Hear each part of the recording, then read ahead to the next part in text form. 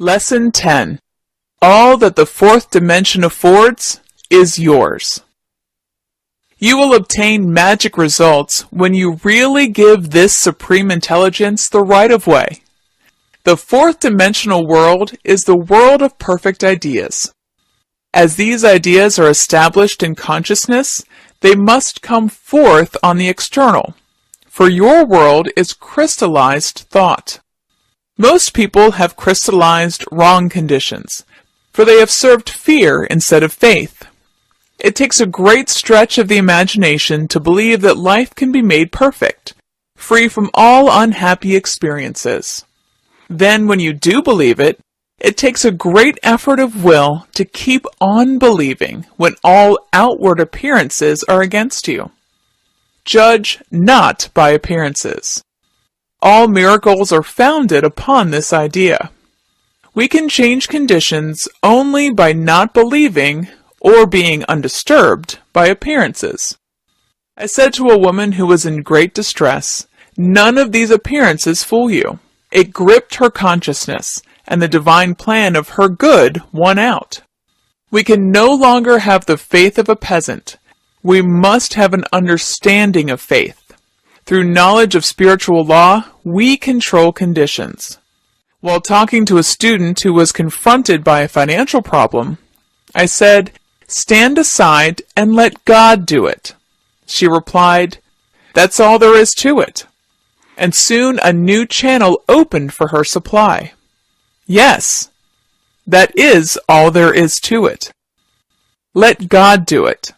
After all your reading and studying of metaphysics and ancient philosophies, etc., you find that they are teaching you just one thing: to let God do it.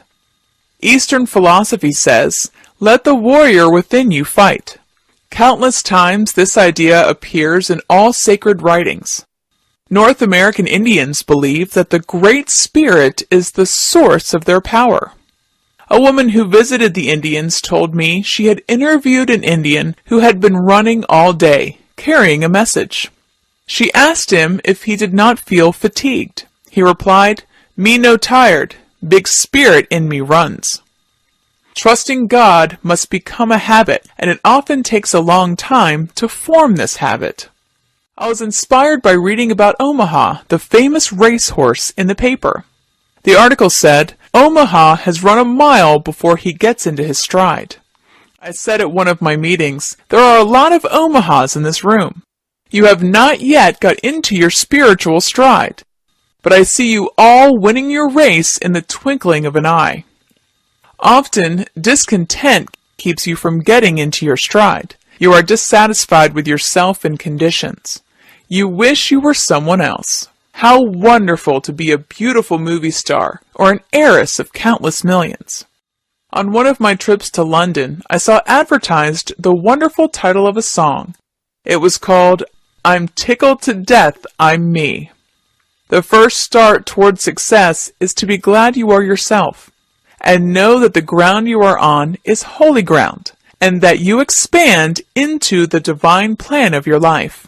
In the divine plan, every righteous desire of the heart is satisfied. You are the leading lady in your life scenario. You never take a back seat in the fourth dimension. The divine plan unfolds through the following intuition. Claude Bragdon says, "To live intuitively is to live fourth dimensionally." The magic path leads you out of the house of bondage and into your promised land. It is the path of destiny, where your failures are transmuted into successes, and handicaps prove stepping stones. I heard the following story over the radio, which gives a wonderful example. A man who could neither read nor write tried to obtain the position of a janitor in a public school. They refused him on account of his illiteracy, so a friend got him a position selling cigars. He became very successful, selling hundreds of cigars, and deposited the money in the bank with the aid of a friend who wrote the deposit slips.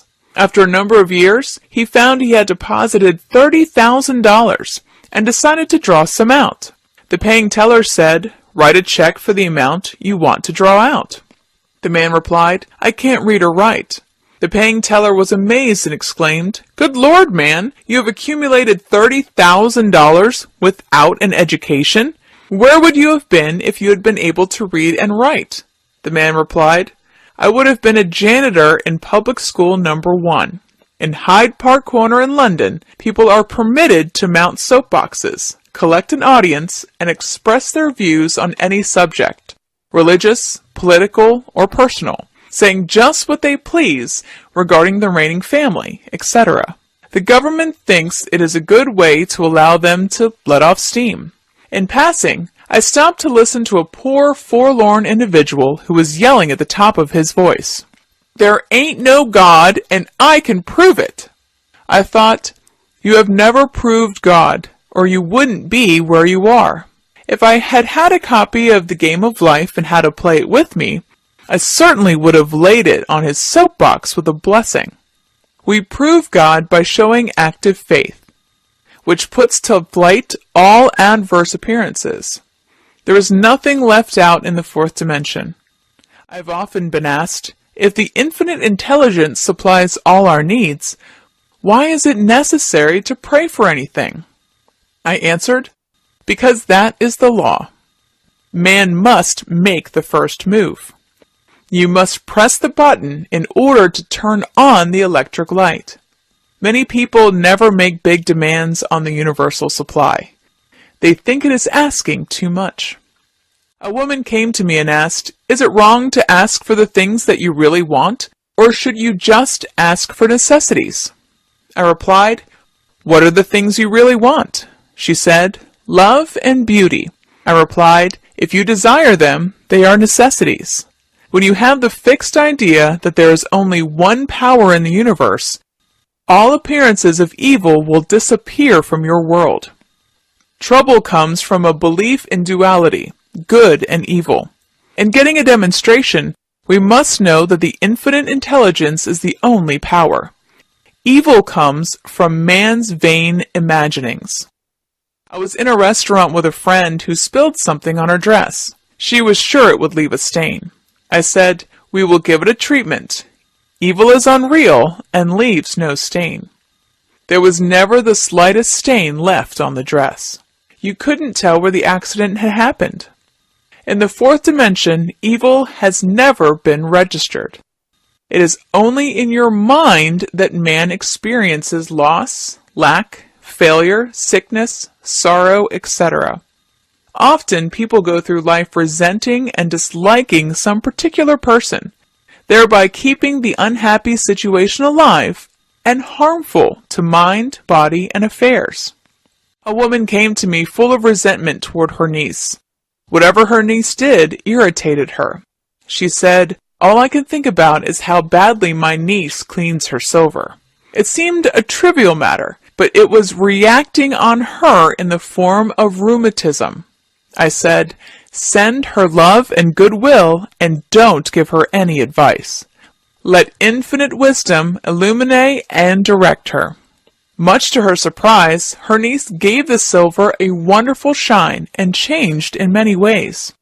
You will obtain magic results when you really give this supreme intelligence the right-of-way. The tide has turned to stay, for God has right-of-way. I gave this affirmation when I was speaking in California. A man in the audience came to me after the meeting and said, "That is a marvelous affirmation. I am an engineer, and I know what it means to have the right-of-way." Desire is a tremendous power and must be rightly directed. You may desire the wrong things and conditions. So to give the supreme intelligence right of you, you must say, "I desire only that which God desires through me." The wrong desire will fade out and be replaced by the right aspirations. As you look back, you will say, "Thank heaven I didn't get the things I desired so much when I was 18. Or, "I wish I hadn't gotten the things I wanted at 22. You make sure your wishes are foolproof by saying, "I desire the divine ideas only to come to pass, under grace and in perfect ways." I say in The Game of Life and How to Play It, that health, wealth, love, and perfect self-expression are the square of life.